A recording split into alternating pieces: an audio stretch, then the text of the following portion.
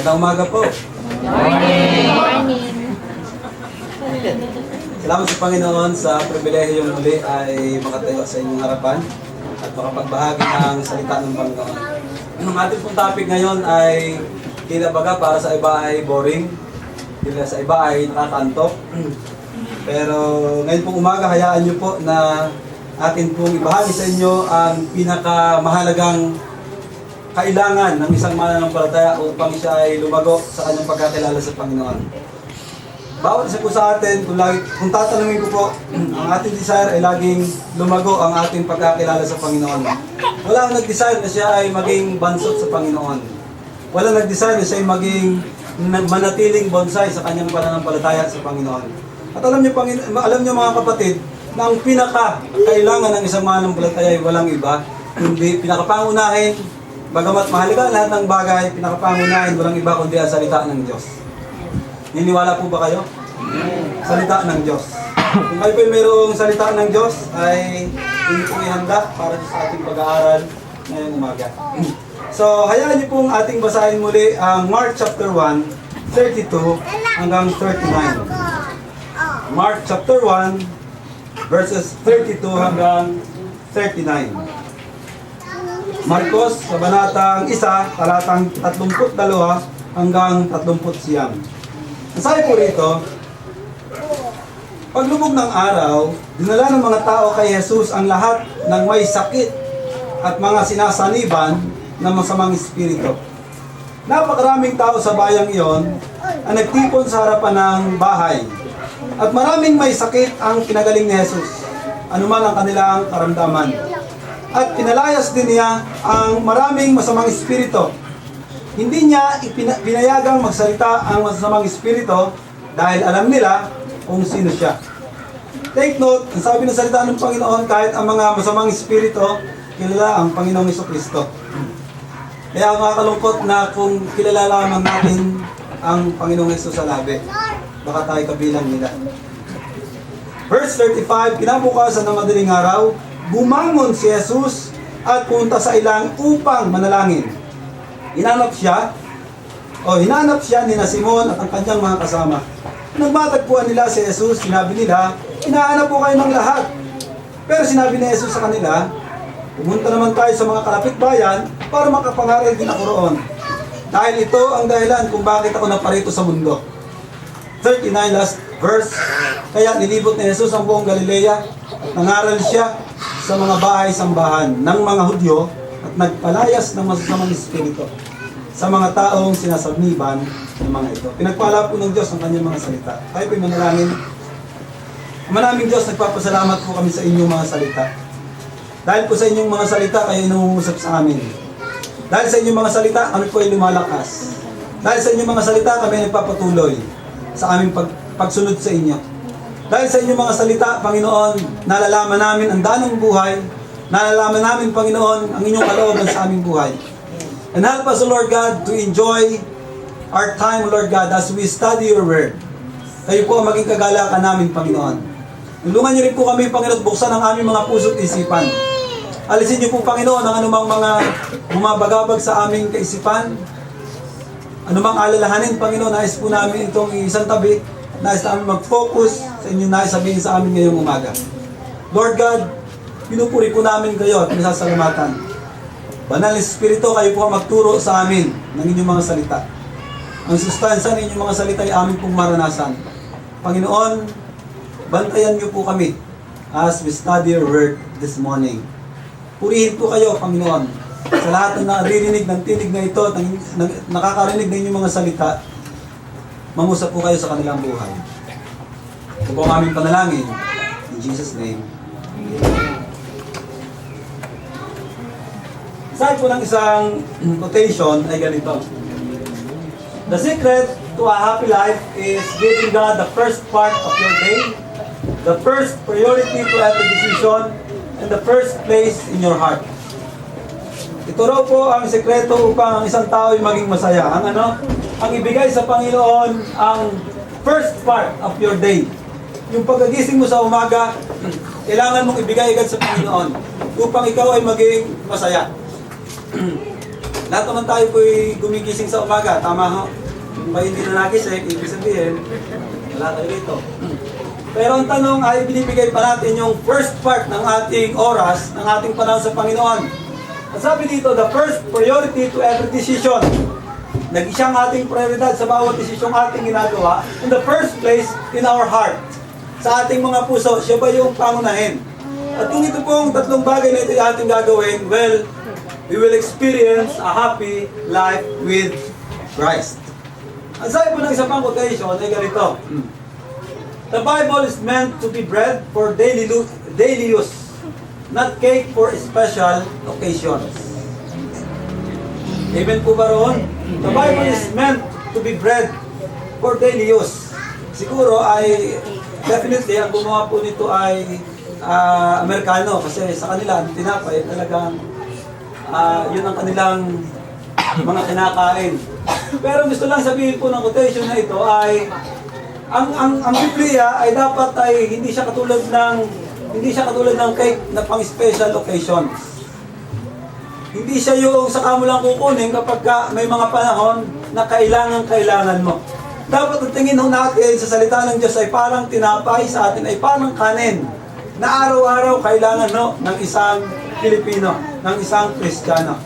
Kaya po ang tanong sa atin, ito pinapakagandang tanong, mga kapatid, is your quiet time too quiet?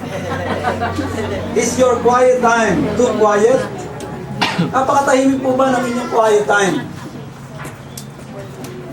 Kung kayo po'y patatasin ko ng kamay, honestly, sino sa inyo ang everyday mayroong time with God to pray and to have their devotion? Pakitas nga po ng kamay. Everyday, meron kayong time to pray, to read the Bible. So ilang porsyento lang tayo? Kung tayo 60, may 20 po ba? Alam niyo mga kapatid, napakahalaga ng quiet time. Kaya nga ang tanong ay, is your quiet time too quiet? Sa sobrang tahimik, hindi na ho nagising. Napakahalaga po ng quiet time at ito po ang gusto kong bigyang pansin sa atin ngayong umaga. This sermon is just an introduction sa susunod pong mensahe, sa susunod na Sunday. Mga kapatid, ang gusto ko pong bigyang pansin sa atin ngayon ay ano ba ang quiet time at ilang mga halimbawa ng mga tao sa Biblia na nagbigay ng kanilang panahon sa Panginoon. That's why kayo at ako'y dapat din magbigay ng panahon sa Panginoon. Atin lilinawin kung ano ba talaga ang quiet time. And this is the title of my sermon this morning, My Quiet Time with the Lord. My quiet time with the Lord. I mentioned this title, My Quiet Time with the Lord. It is very personal. My quiet time. Gusto ko pong bigyang pansin, bigyan din ngayong umaga, my quiet time. Hindi quiet time ng iba, kundi my personal quiet time with the Lord. Inyo bang naranasan na habang kayo ay nagku-quiet time ay naaabala kayo? Merong tatawag sa inyo, merong yung asawa mo, aawayin ka. Yung anak mo, may hinihingi. Tingnan nun natin ngayong umaga. Sa atin pong binasa sa Mark chapter 1, 32 to 39, kung atin papansinin, the first part ng ating binasa, 32 hanggang 34, alam natin ang Panginoong Jesucristo ay galing sa kanyang ministeryo. Then, kinaumagahan, verse 35, sabi niya, madaling araw, bumangon si Jesus at pumunta sa ilang upang manalangin. Take note, sabi ng salita ng Panginoon, madaling araw. Let us define the word quiet time. What is quiet time? Hindi po ako naglagay ng outline kasi napaka-hirap po maglagay ng outline. Inyo lang pong isulat kung ano yung inyong makukuha ngayong umaga, kung ano yung mga salita ng Diyos na pwede ninyong tumanim sa inyong puso at patuloy na pagbulay-bulayan. Quiet time o aka daily devotions, personal devotions, the morning watch.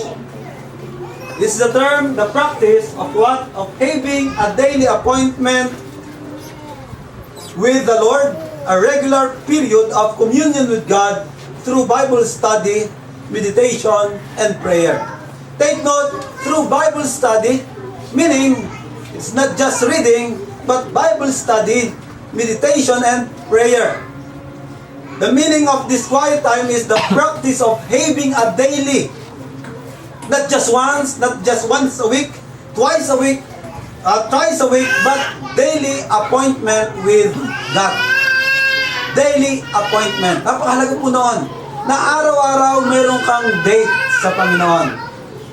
Kaya nga po, everyday nagigising ako, tatanungin ako ng aking asawa, pasan ka? May date ako sa aking king, sa aking hari, sa aking master. Napakahalaga po na araw-araw meron kang date sa iyong king, sa iyong lord, sa iyong master, sa iyong Panginoon. Mga kapatid, the primary objective of quiet time should be intimate fellowship with God. Intimate fellowship with God. And to get to know God. Mga kapatid, ito po yung ating primary objective sa ating quiet time, sa ating personal devotion, is what? Intimate fellowship. Like what I've said, sabi ko po nung mga karaan, hindi yung nawawala yung ating relationship sa Panginoon. Ito ba'y parang anak sa magulang, kahit anong gawin mo, hindi yun mawawala. Pero yung ating fellowship sa Panginoon, ito yung nagsusubside minsan. Dahilan minsan, dahil sa daming problema, higit sa lahat, yung ating fellowship sa Panginoon ay minsan ay pagiwang-gewang. Bakit? Kulang tayo ng fellowship o ng time sa Panginoon. Having a close relationship with Jesus seems so far away sometimes. Yung ating fellowship ay napakalayo sa Panginoon. Kaya po tandaan niyo ang salitang ito, as much as you desire real intimacy with your personal Savior, He longs for it even more. Kung ang desire po ng ating mga puso ay talagang makilala natin ang Panginoon, kung ang desire ng ating mga puso araw-araw ay magkaroon ng malapit na kaugnayan sa ating personal Savior, which is Jesus Christ, higit sa lahat, mas gusto niyang mapalapit sa atin. James chapter 4 verse 8, ano sabi doon? Draw near to God and He will draw near to you. Nangangahulugan mga kapatid, ikaw lamang iniintay lagi ng Panginoon. Araw-araw iniintay ka ng Panginoon, makadate mo siya sa dating tagpuan, sa dating oras, sa dating daan. Mga kapatid, araw-araw hinihintay tayo ng ating Panginoon. At ito po yung napakahalagang sangkap. At minsan, kadalasan, nawawala sa mga tagasunod ni Kristo. Nakakalungkot isipin, this is a very, kumbaga important, vital ingredient. Napakahalagang sangkap. Pero kadalasan, ito po nawawala sa mga mananampalataya. Personal devotion. Quiet time. At para po sa iba, their quiet time is more drudgery than delight. Yung bang parang trabaho na lang. Magdi-devotion ako, di umano. Nagbabasa, magdi-devotion. At para sa kanila, kabigatan. It is a duty than enjoyment.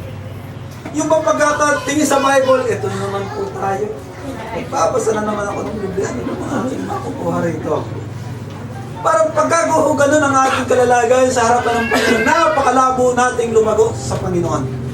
Kahit po 10 Bible study ang ating hawakan, kahit po napakaraming ministry ng ating hawakan, kung wala tayong personal devotion with our Master, it is impossible for us to grow in our relationship with Him.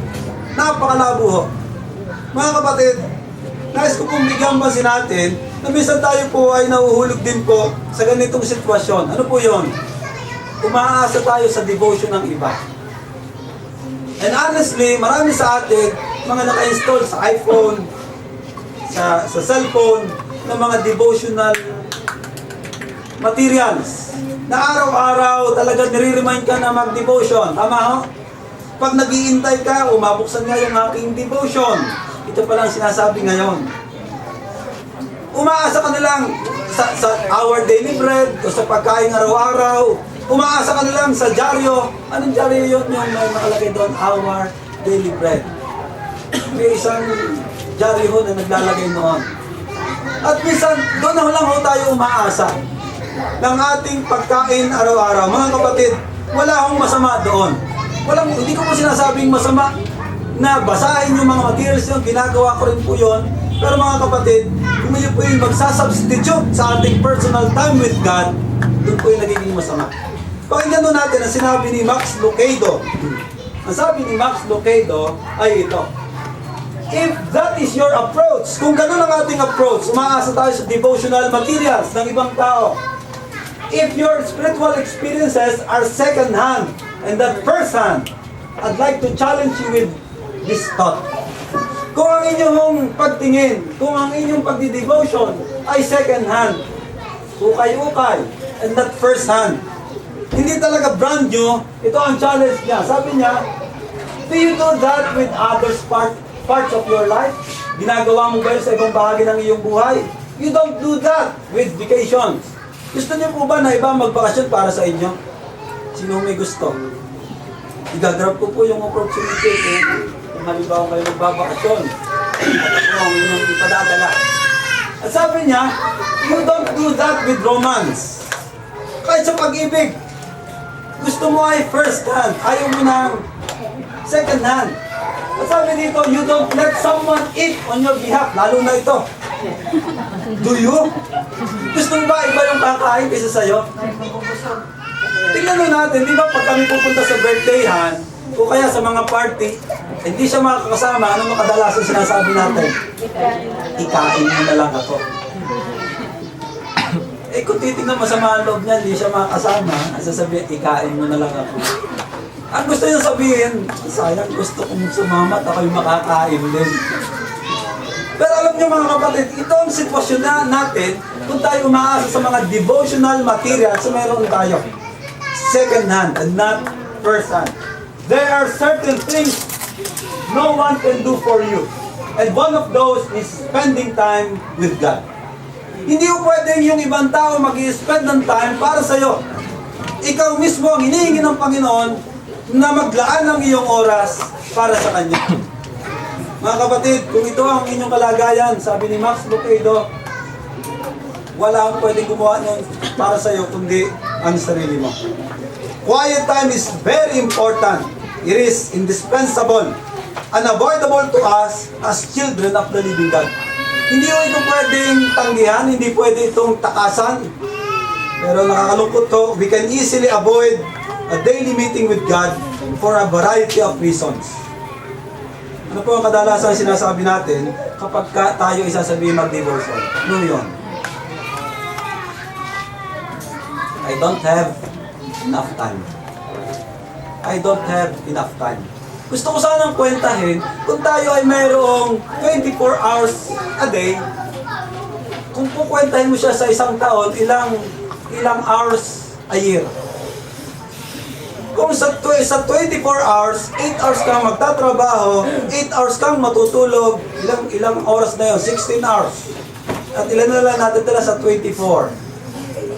Kung ikaw ay mahilig sa sports o meron ka mga hobbies, maglalaan ka isang oras, kung nagpapalaki ng katawan, nag-gym, maaaring 1 hour o 2 hours a day, kakain ka pa, makikipag-chat ka pa, may Facebook ka pa. Nangangahulugan mga kapatid, kung ito ang routine ng ating buhay, hindi natin talaga nabibigyan ng time si Lord sa ating buhay. Ilang oras ang binibigyan natin kay Lord? 5 minutes? 10 minutes? 15 minutes? Kung everyday nagbibigay ka ng 15 minutes sa isang linggo, ilan lamang minuto ang ilang binibigay sa Panginoon. At alungkot isipin, kung kunin ni Lord yung kanyang ipinahiram na buhay, bye-bye. Wala na. Tapos ang maliligayang araw natin. Mga kapatid, kay Kristo, napakahalaga po. At ito po yung sinabi ko na. At gaya po ng aking sinabi, kung ito po ang ating sitwasyon, mga kapatid, unti-unti nagiging harmful ang ating kalagayan sa harapan ng Panginoon. Hindi natin namamalayan, bumabagsak yung ating relasyon o yung ating fellowship sa Panginoon. Wala ho tayong pwedeng idahilan. Tama ho? Nasabi ko na po itong ilustrasyon ito, pero gusto kong ulitin.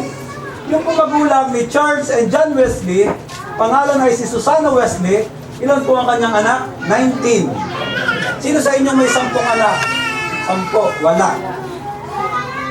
8. Siguro meron mo, o siyam. Pero meron po ba sa inyong 11 pataas? Wala. Si Susanna Wesley, meron po siyang 19 children. Imagine ho ninyo, kung ang inyong anak itinatawag nyo sa 3 o 4, at yung pinakahuli, yung talagang kailangan nyo, nabarbay na ninyong lahat, ito 19, ang anak niya. At sabi ng sumulat nito, and yet in the middle of her busy day, she would sit down in a chair and pull her apron up over her head and have her quiet time. So sa kanyang kabisihan, anong ginagawa niya? Nauupo siya, tapos yung kanyang apron, isinasaklob niya sa kanyang ulo o sa kanyang katawan, at pagkatapos ang ginagawa niya, meron siya quiet time. When the apron went up, kapag yung apron na nakataas, the children knew Mom was praying and reading her Bible, and they left her alone. Yun ang palatandaan na kapag nakita ng mga anak na kanyang magulang ay nakataas ang apron, ibig sabihin ay nagpe-pray si nanay. Huwag natin istorbohin. Ibig sabihin mo mga kapatid, kung busy ho kayo sa isang anak, dalawang anak, how much more ang magulang na ito? 19 children. Ibig sabihin, wala ho tayong dahilan bilang magulang para sabihin natin hindi ko kaya mag-devotion sa bawat araw ng ating buhay. Mga kapatid, napakahalaga po ng ating devotion. Ang sabi nga po ng isang quotation, if you are too busy to have a quiet time, then you are too busy. You are too busy. Alam mo natin, you know you are in serious need of a quiet time when you don't have time. Mga kapatid, inuulit ko po, you know you are in serious need. Kailangan mo talaga mag-quiet time when you don't have time. Ano sabi ng Panginoong Jesucristo sa kanyang mga alagad? Mark chapter 6 verse 31, come ye yourselves apart to a desert place and rest a while. Itong mga disipulo ng Panginoong Jesus, kasama siya, napakaabala sa paglilingkod sa mga tao. Pero sabi ni Lord, come ye yourselves apart to a desert place and rest a while. Tandaan ho ninyo ang salitang ito. The quiet time is a place to come apart from the world and rest in Jesus.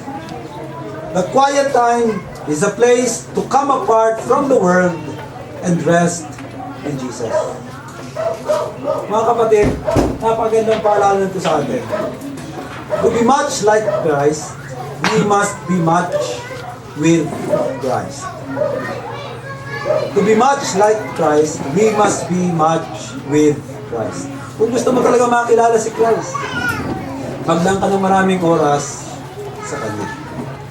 Tandaan natin na attachment to Christ is the secret of detachment from the world. Attachment to Christ is the secret of detachment from the world. Yun lang po yun. Kung ikaw ay talagang ina-attach mo ang iyong sarili, nilalapit mo ang iyong sarili, kinakabit mo ang sarili mo kay Kristo, ito ang sekreto upang ikaw ay mag-detach naman, lumayo sa sanglibutan. Mga kapatid, ito'y napakagandang paalala sa atin. Sabi nga po ng isang quotation, ay ito. Sabi ng isang quotation, if you find yourself a bit irritated or overwhelmed, it's a sign that you're spending less time with God and more time with this world. Kung napapansin mo ang iyong sarili na ikaw ay irritable, ikaw ay madaling ma-overwhelm pag may problema, anong kahulugan noon? It's a sign that you're spending less time with God. Bakit po? Kung ganito ang ating sitwasyon, nakikita natin na napakaliit ng Diyos. Nakikita natin na maliit ang ating Diyos. Bakit? Kulang kasi ang ating time sa Kanya. Pero the more ng ating sarili ay talagang idinalagay natin sa Panginoon, hinahanap natin ang Panginoon, the more na nakikita natin ang kalakihan ng ating Diyos. At ang mga problema dumating sa atin, hindi tayo ma-overwhelm. Bakit? Kasi lagi nating sinasabi, napakalaki ng aking Diyos at napakaliit ang problema ng aking hinaharap. Pero mga kapatid, pagka po inabaliktad, ibig sabihin, kulang tayo ng ating time sa Panginoon. Our time in the morning with God is not meant to be a ritual or a routine, but a relationship. Hindi yung routine. Hindi yung pagkakagising, isipin na nga, basa, taob ang Biblia, mag-pray, tuloy sa trabaho. Pagka po ganun ang ating kalalagayan, napakalabo ng ating paglago sa Panginoon. Sabi nga po ng isang manunulat, ito, we meet Christ at the cross and we call that conversion. We meet Christ at the cross and we call that conversion. And we meet with Him in the closet, and what? And we call that conversation. And we call that conversation. We meet Christ at the cross, and we call that conversion, and we meet with Him in the closet, ibig sabihin, sa ating mga kwarto, and we call that conversation. Mga kapatid, kilala natin ang Panginoong Jesucristo, tinanggap natin siya sa ating buhay, pero gusto kong tingnan natin ngayon yung atin noong paglago sa Kanya sa paglakad. At ito po ang bottom line. Ano ang bottom line? You cannot be a healthy Christian without time with God. You cannot be a healthy Christian without time with God. Napakalaga po talaga ng time sa Panginoon. Diba, ang quality ay humihingi talaga ng oras. Yung bawat mga quality na relationship, humihingi talaga ng oras. Hindi yung sasabihin mo na, okay lang, na nagpakita ako, 15 minutes, 10 minutes, ay quality yun. Quality yung aming oras na pinakita. Hindi natin pwede sabihin mo yun. Bakit masasabi natin na talagang yung quality kapag ka meron tayong oras na ibinibigay? Diba kahit naman po, halimbawa, tayo magtuturo sa school, basta na lang tayo gagawa ng lesson plan, yung bang sulat na lang, wala na lang. Kapag ka ganun ang ating approach, wala akong quality yun. Kahit anong bagay, kahit nga sa exam, di ba mga kabataan, kapag tayo po ng exam, tapos pinasadahan lang natin, tinignan mabuti, o basta lamang tinignan, pagkatapos wala na, hindi yun, wala ko yung quality. Wala ko yung quality. So, ang pagkakaroon ng quality ay humihingi ng oras. Ang sabi po ni Francis Cosgrove Jr. sa kanyang book na Essentials of New Life, pinaliwanag niya kung ano ang devotional time or a quiet time. Sabi niya, a devotional time or quiet time, a special time each day, preferably the first thing in the morning, set aside for fellowship, worship, and communion with God through the Word and through prayer. It is time for meditation and reading of the Scripture. It is a time for God to speak to our hearts and for us to speak back to Him, laying at His feet for our praise, our worship, our thanksgiving, our intercession, and our petitions. It is special time each day when we recognize the vital importance of getting our guidance from Him. Tingnan mo natin the devotional time. Una, ang sabi nito, it is what? Special time. Hindi yung tira-tirahan. Special time. Hindi yung tira-tirahan na sasabihin natin, mamaya na lang. Pagka ako wala nang gagawin. Kaya habang nag-iintay, makapag-devotion niya. Yung bang parang spare time na lang. Spare time na lang. Yung paghanap natin ng ating time with God. Sabi dito, special time each day. Special time each day. Sabi dito, the first thing in the morning, set aside for fellowship, worship, and communion with God through the Word and through prayer.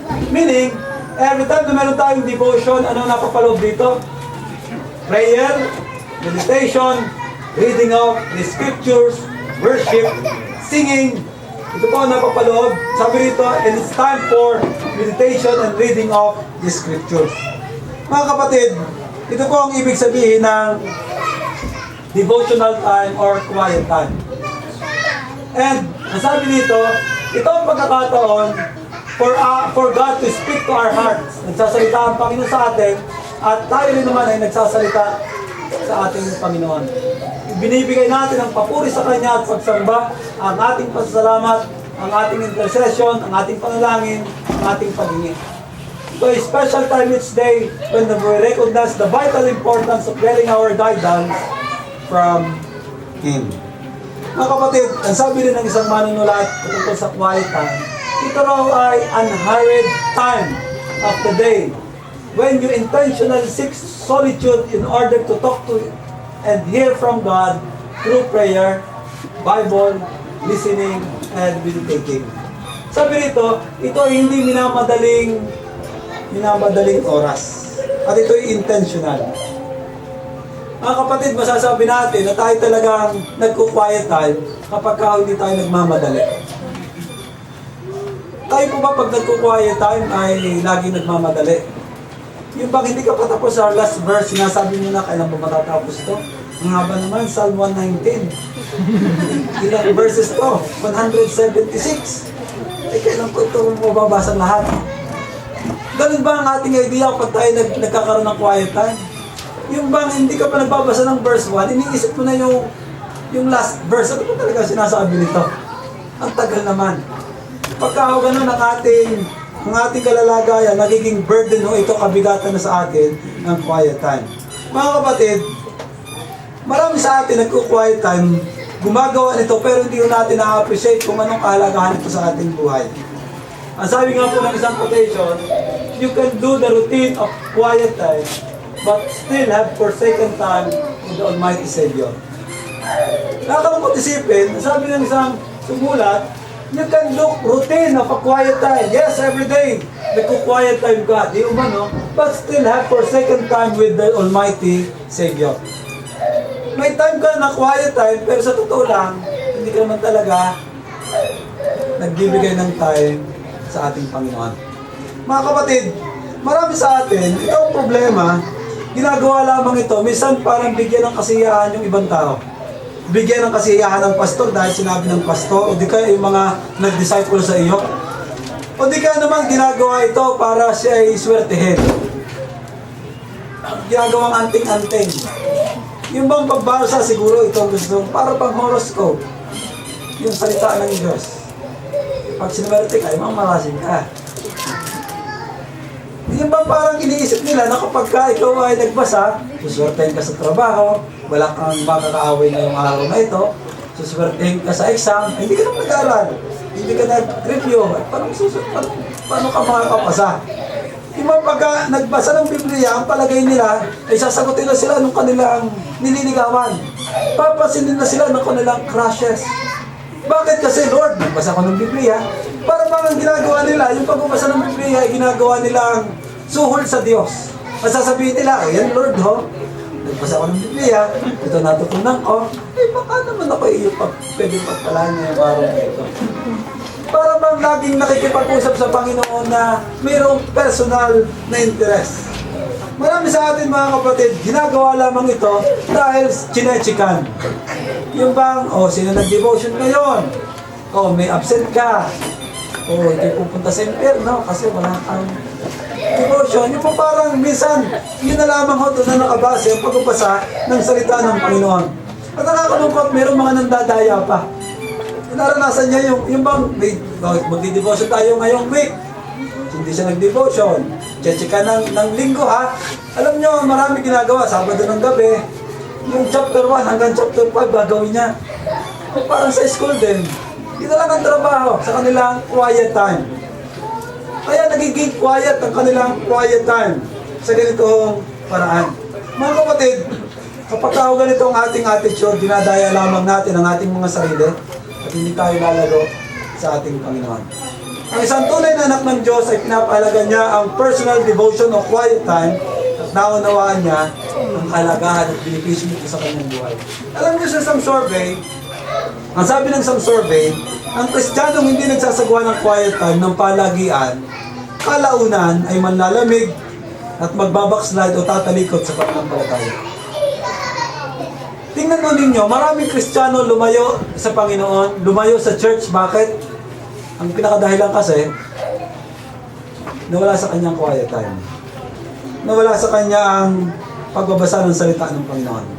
Tingnan din natin, di ba kapag ang isang Kristiyano yung umattend ng seminar o kaya youth camp, isang linggo, ano mapapansin nyo? Talaga nagdinig niya yung kanyang katawan. At para ba ang tingin natin, wow, malapit na ito sa langit. Dahil bakit araw-araw kasi may salita ng Diyos, tapos araw-araw binapapakinggan siyang mensahe mula sa mga pastor at mga plenary speakers. Sa mga basin natin na talagang kahit ano sasabihin niya, oops, sabi ng salita ng Diyos. Ay ganito. May sasabihin ko masama, oops, sabi ng salita ng Diyos. Talagang apoy-apoy ang kanyang pananampalataya. Pero tingnan natin, after 1 week, after after 2 weeks, after 1 month, nawawala yung apoy ng kanyang pag-ibig sa Panginoon. Bakit? Anong dahilan? Kulang sa salita ng Diyos. Mga kapatid, ngayong umaga, tingnan natin yung ilang mga halimbawa na nag-devotion. Actually, ang quiet time, wala kayong makikita sa Biblia, yung salitang quiet time. Pero ang salitang quiet time, implied man ito, pero nandoon ang idea at ginagawa ng maraming tao. Tingnan natin ang ilang mga examples. Well, maraming examples, pero pumili lang po ako ng iba, ng ilan. Tingnan natin si Moses. Kilala natin si Moises bilang lingkod ng Diyos. Ano sabi ng Exodus chapter 33? Verses 7, 9, and 11. Unang salita pa lang, sabi dyan, nakaugalian. Anong meaning ng nakaugalian?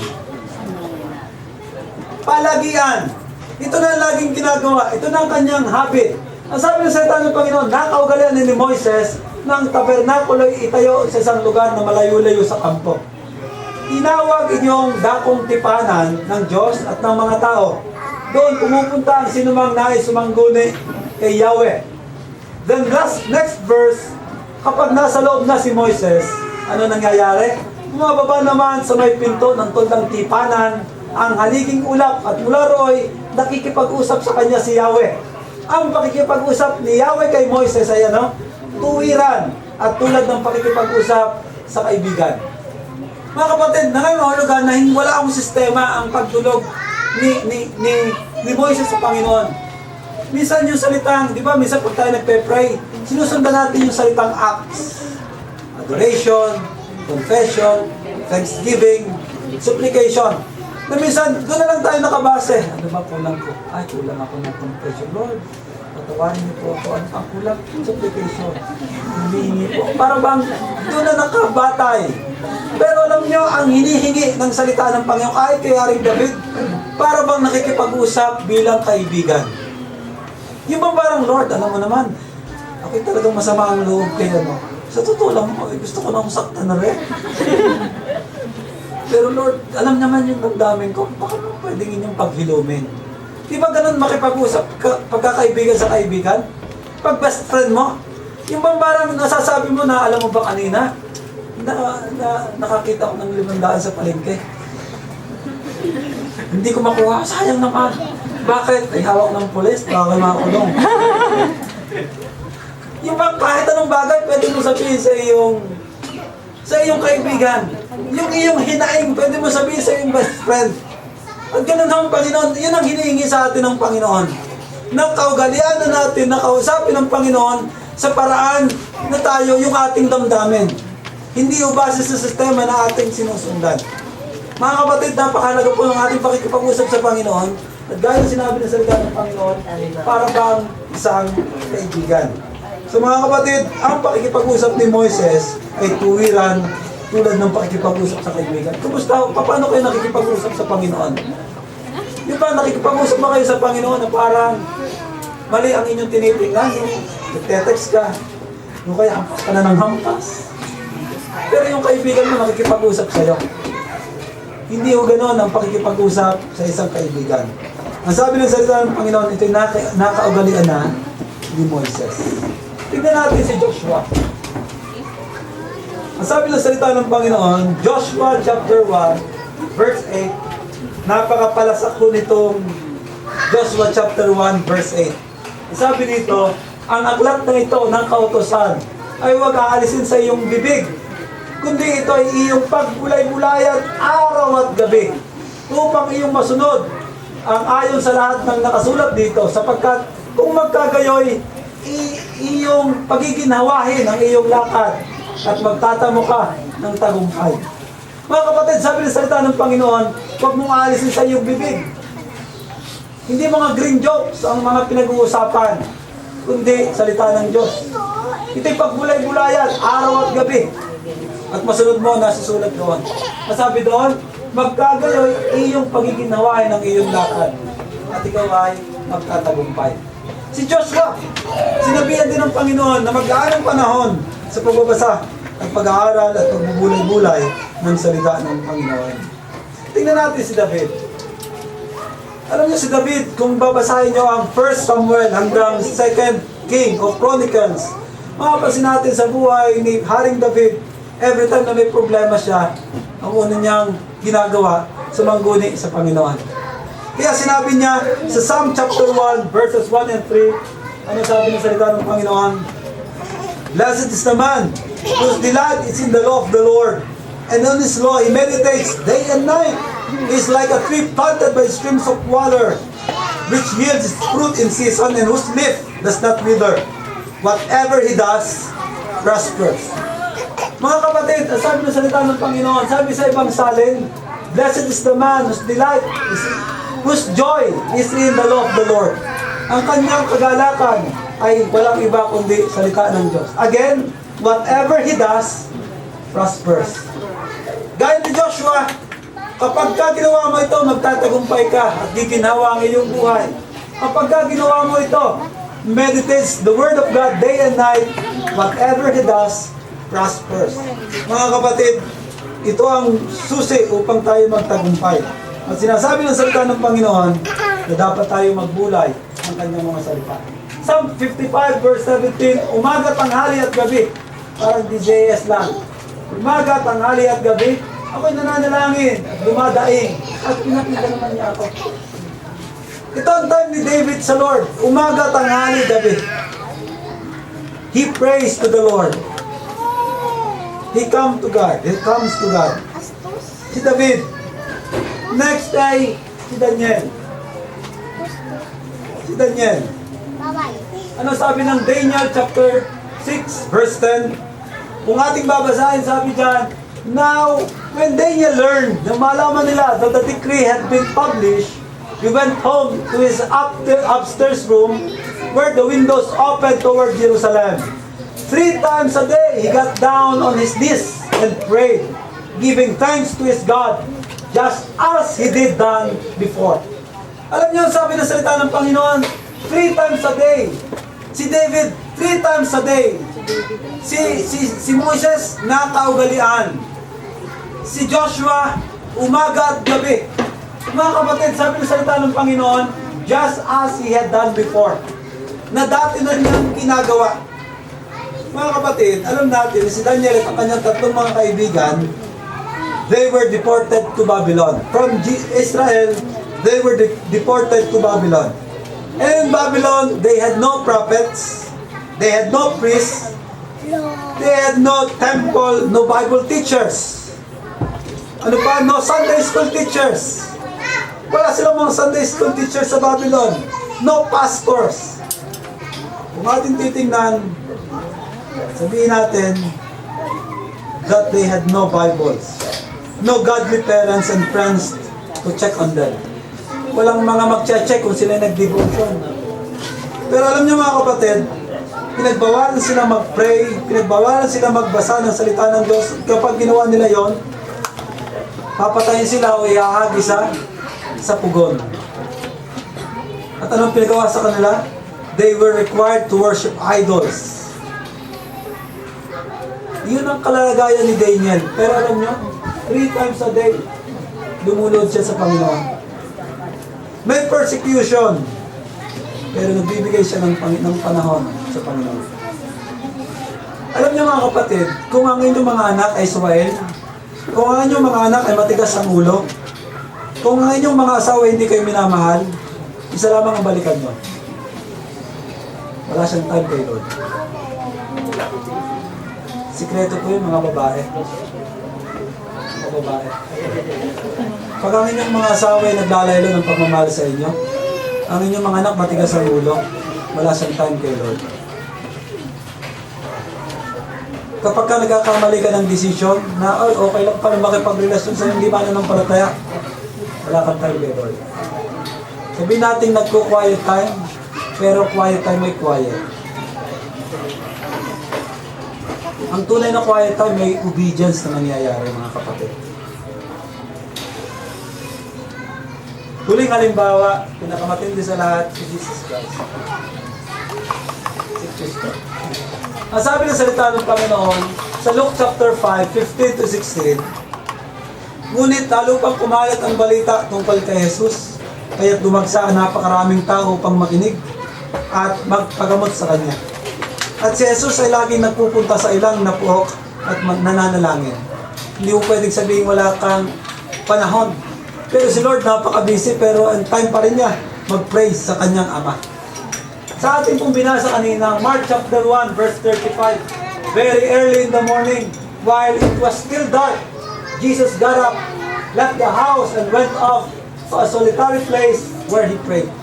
May time talaga para mag-pray, para magkaroon ng quiet time. Kaya ayoko marinig na, Pastor, wala akong time talaga eh. Hindi ko alam kung paano hindi ko tayo pwede magdahilan, mga kapatid.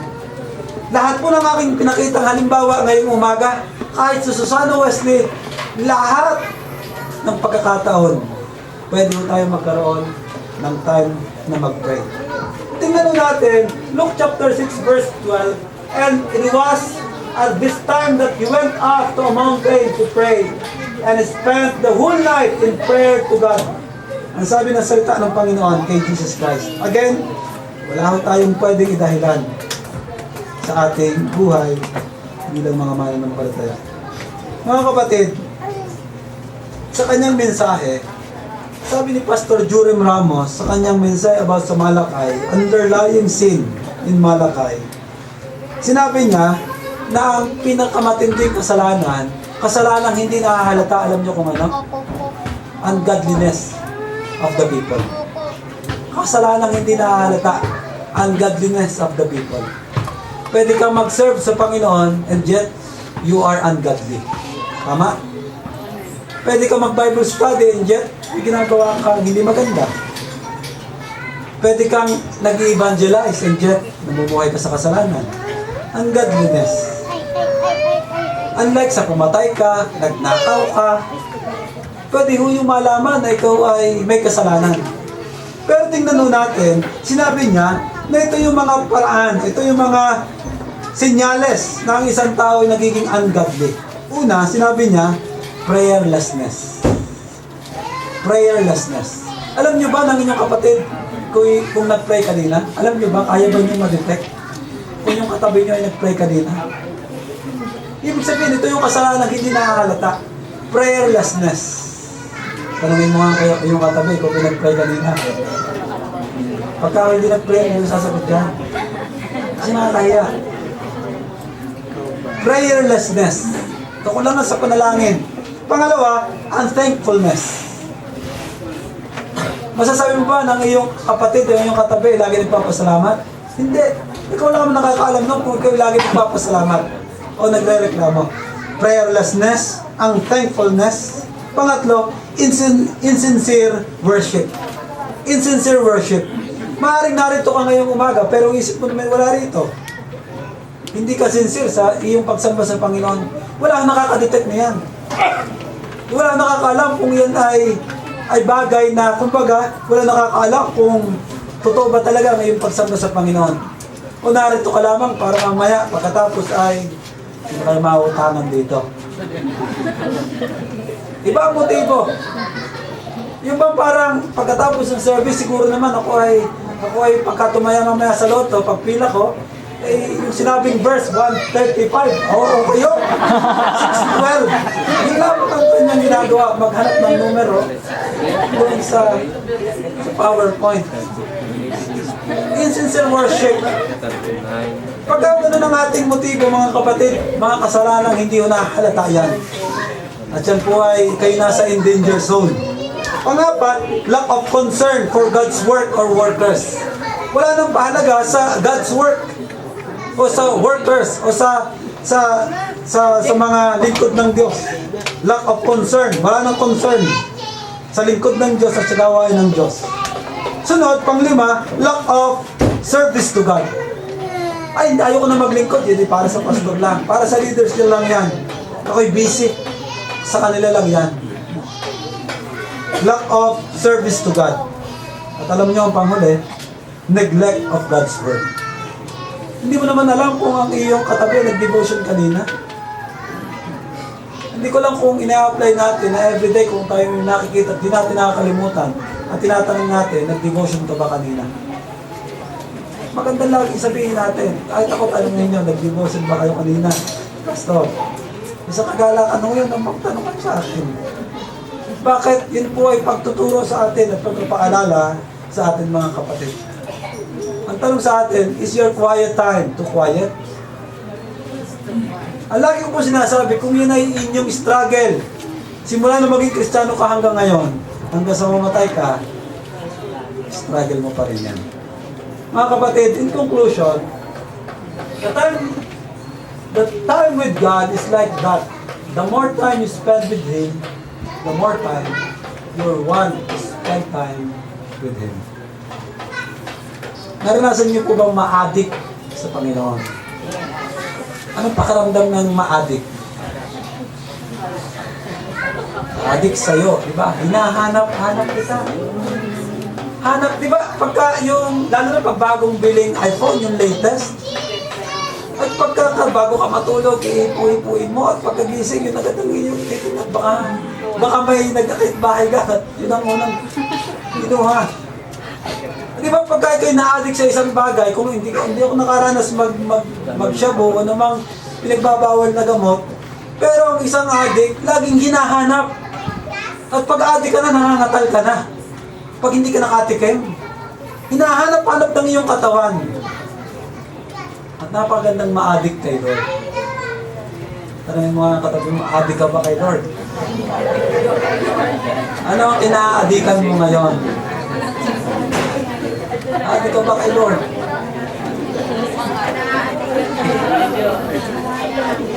Diba ang sarap maiturin na, yan, nako. Kaya yung kapitbahay namin, addict yan. Sabi nga nung isa namin kakilala, sabi niya, wala naman akong bisyo.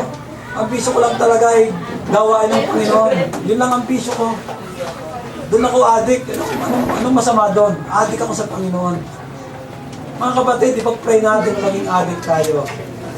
Lord. Well, maaari sabihin natin, napakasama namang salita. Pero alam nyo, palagay ko yun ang napakagandang salita, addict sa Panginoon. Kasi talagang hanap-hanapin mo ang Panginoon. Mga kapatid kay Kristo, our hearts long for our continual communion with God. It's time to cultivate it. Our hearts long for continual communion with God. It's time to cultivate it.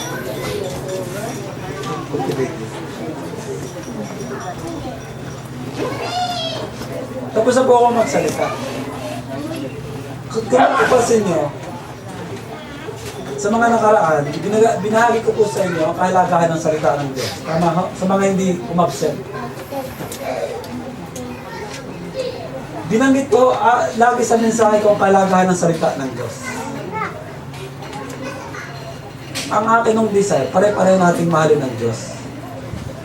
Bakit? Hindi nyo kasi aawayin yung inyong katabi kung mahal mo ang salita ng Diyos. Yung problema mo sa iyong asawa, malulutas kasi pareho kayong addict sa salita ng Diyos. Hindi mahirap sa iyo mag-submit sa work. Hindi mahirap sa iyo mag-submit sa church. Hindi mahirap sa iyo mag-submit sa iyong magulang kung addict ka sa salita ng Diyos. Tama po? Tama? Hindi ka magkakamali sa iyong desisyon kung addict ka sa salita ng Diyos. Tama ho?